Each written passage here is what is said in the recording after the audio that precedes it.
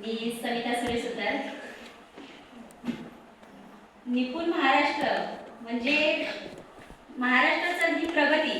मुलांमध्ये ना खूप कमी प्रमाणात शिकवतात शिक्षक. जे काही शिकवतात ते मुलांच्या ना सगळंच लक्षात राहत नाही.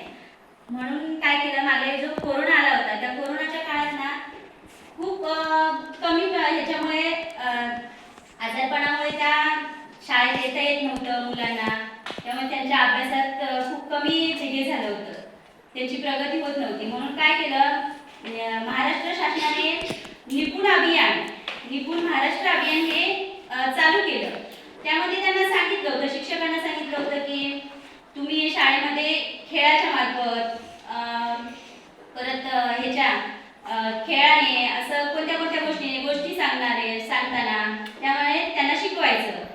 पण मुलं काय शाळेत जास्त वेळ नसतात, तर त्यामुळे शिक्षकांना तो वेळ कमी पडतो. आणि मुलं पण आता कशी 3-3 वर्ग एका शिक्षकांकडे झाले. ते कुठल्या शिक्षकाने कोणता वर्ग शिकवायचा, किती वेळ द्यायचा, यामुळे काय झालं, मुलांना कमी मिळायला लागलं ज्ञान. त्यामुळे प्रत्येक वाडी वस्तीवर एक माता पालक गट म्हणून स्थापन करण्यात आलं. तर त्यामध्ये काय आलं की प्रत्येक महिलांनी असं एकत्र येऊन पहिल्या आधी शिकायचं, म्हणजे माहिती घ्यायची आणि नंतर मग मुलांना प्रत्येकाच्या घरी शिकवायचं.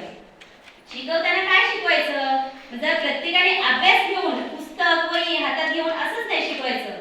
आपण जे घरची कामं करतो तर त्याच्यामध्ये त्यांनी शिकवायचं.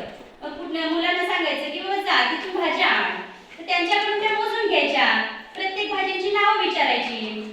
त्यांना जी गोष्ट माहिती नाही, एखाद्या घरातल्या वस्तू खूप आहेत पण प्रत्येक गोष्टीचं प्रत्येक वस्तूची नाव मुलांना माहितीच असतं असं नाही. ते सगळं त्या मुलांना, लहान मुलं 1ली ते 5वी पर्यंतची मुलं लहानच असतात, तर त्यांना ती सगळ्या गोष्टी जी मुलं विचारतात त्या प्रश्नांची उत्तरं देणं एवढं केलं पाहिजे. आणि पालकांनी पण ते आनंदाने केलं पाहिजे. आपण पण मागे जो गट स्थापन जेव्हा केला तेव्हा वाडीतल्या महिलांनी आम्ही एकत्र येऊन म्हणजे काही वस्तू टेबलवर ठेवणे, काही टेबलाच्या खाली ठेवणे, तर त्या मुलांना विचारायचं की बाबा ह्या वस्तूचं नाव काय किंवा ह्या वस्तूला काय म्हणतात आणि ती वस्तू आता ठेवली कुठे, टेबलावर ठेवली की टेबलाच्या खाली ठेवली, असं विचारून मग तो मुलांचा अभ्यास घ्यायचा.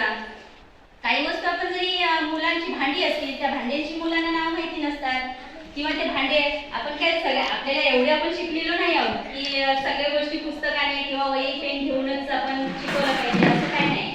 पण शिक्षक जे शिकवतात ते सगळं वही पुस्तक ते अभ्यास असतो. आपण मुलांना साधं बेरीज वजाबाकी तर शिकवू शकतो, पण ते शिकवायला आपण घरच्या वस्तूंमध्ये शिकवू शकतो आपण.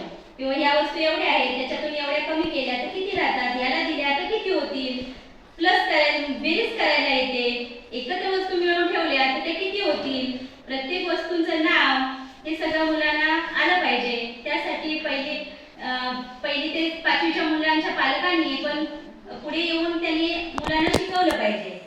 एवढंच बोलते. धन्यवाद.